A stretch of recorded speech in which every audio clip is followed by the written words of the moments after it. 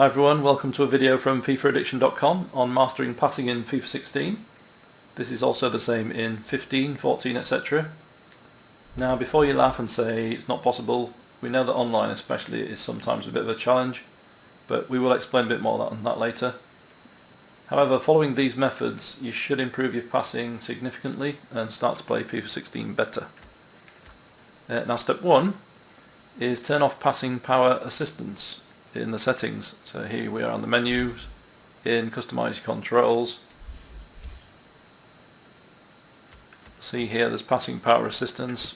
You can have that on in offline games, but if you go into online games it switches it off, so you might as well practice offline with it off.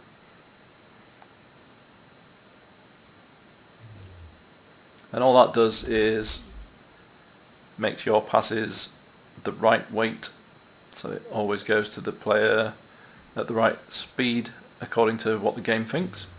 But that touches on our next step, which is step 2, and that is basically learn the passing power meter indicator.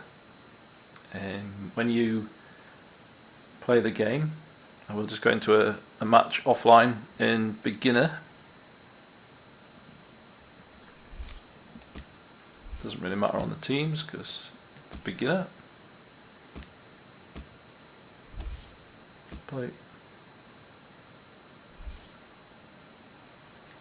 Right, so when you're passing, you'll see there that there's the power meter.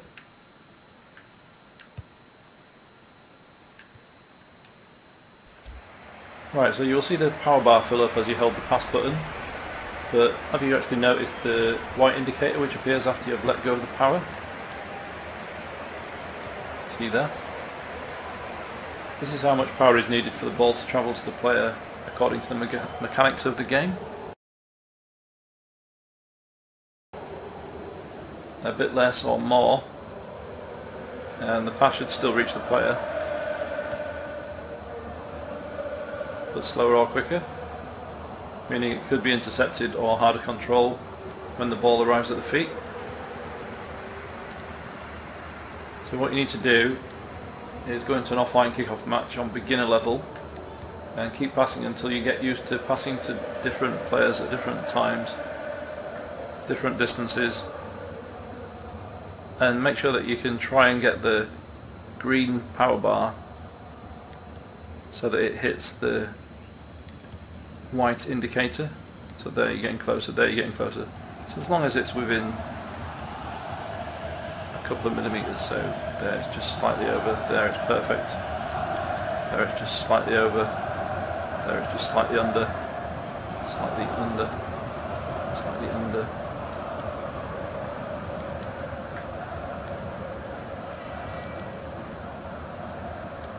And I know that's boring, but just get used to how it feels on the pad when you're pressing it, and keep your eye on the power bar at the bottom. You can see how difficult it is to get it to the mark if you just press the button. You need to actually press for an amount of time to get it to go near the marker.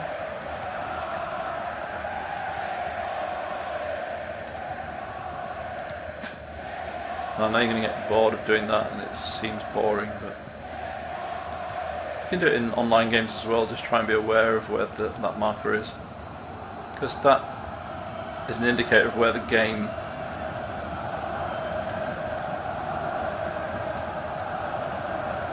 mechanics are deciding if you've made the pass perfect or not. We all know how bad passing can be in online games when games are affected by various issues. So you've got to give yourself the best chance by knowing how much you should press the button to get the pass that you want. Right, for step 3, the 1, 2, 3, 4 method. Look at that for passing. That's how good we are at passing using our methods.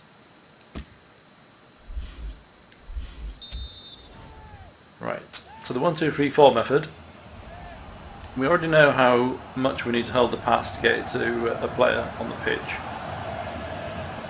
So once you're used to that, you then need to think, how many players have I got in line with me and which one do I want to pass it to? So here I've got an option of 2 players to my left, and if I just tap it 1 or 2 bar power, I'm probably going to go straight to the nearest one. If I hold it down a little bit longer, it misses him out, he goes to the next one. So again, if I hold it longer, it misses him out. Now we're calling this a 1, 2, 3, 4 method because in your head you need to think, right, do I want to pass it to the closest player, 1, do I want to pass it to the next player along, 2, or do I want to pass it to the one furthest away if there's 4 in a row, or 3 in a row. Hence why we call it the 1, 2, 3, 4 method. So 1, 1, 1, 2. See how it went to the player further away? Because we knew we wanted it to go to player number 2, not number 1. So in his minds we thought 2. And that kind of helps. So if you hold it down long enough, you're going to get a 3 or a 4, depending on how many are in line, and depending on how many are in line after you've let go. So you might pass it at the start where there's 2 there, there's another one behind suddenly who wasn't there before, and the game might register that. So if you've held it down enough to go far enough, if there was 3 in a row, it will go to the one behind. So you need to be aware of where players are. So if we do a 2 here, you know that it's not going to go to the one that's closest to you. 2 here misses him out. 2. So just get used to doing 2s and 3s, and if the chance arises, 4, do it with lob balls as well, so that's a 2. So power is just as important as direction, if not more, because if you hold it down and there's 2 players or 3 players there, the amount of power that you use in FIFA's mind determines more where the ball will end up rather than the position. Right, so we've got him in line there. 2. Misses him out, goes to the far post. If you can get used to that 1, 2, 3, 4 system with the knowledge of how much you need to pass it in the first place, your passing will greatly improve in FIFA 16 and 15 or 14, so they're all based on the same passing mechanism. Now the passing mechanism isn't the best. If you've played PES recently, you'll know that that's a lot more fluid and the ball goes where you want a lot better, and it kind of shows FIFA up. But you need to try and practice this and master it, and it will improve your game.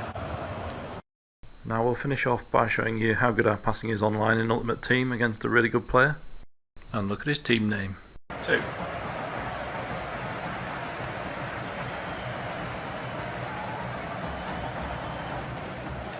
1. 2. 1. 1. 3. 1.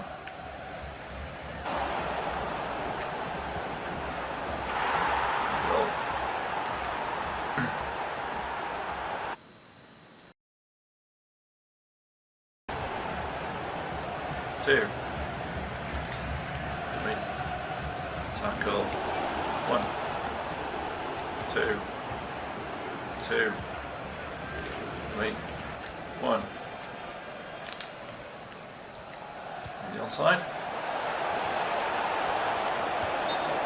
Oh, he's offside. Right. 2.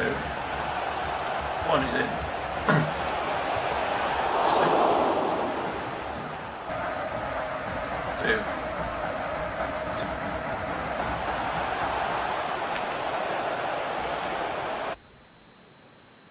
So there we go, 90% pass accuracy at the end of the game.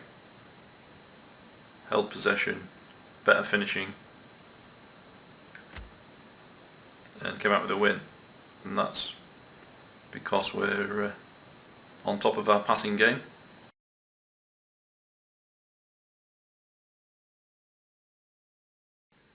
With high pressure it's difficult, and you get lag spikes and strange controller issues and button delays. We have got a lot of help on that on the website, and a lot more to come. So hopefully with a combination of all that that's coming and what's already there, plus this tutorial, you will get a lot better at FIFA 16. And thanks, and check us out on FIFAaddiction.com and follow us on Twitter at FIFAaddiction, and we'll see you next time.